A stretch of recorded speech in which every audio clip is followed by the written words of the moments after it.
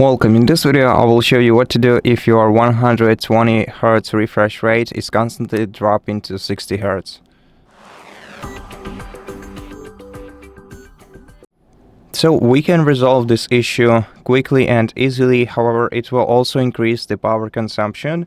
So if you're ready to make such a sacrifice, we can go to settings and then go to display and brightness menu. Here, scroll down to refresh rate option and switch it from dynamic to high.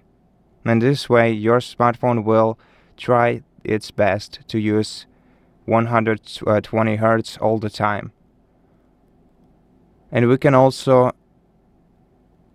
enable the high refresh rate in the supported applications by entering this menu and switching the toggle to the right next to the apps in which you want to use 120 Hz refresh rate. And that's it. Thank you for watching this video. If it helped you, please consider subscribing to our channel, leave us a like in the comment below, and I'll see you in the next one.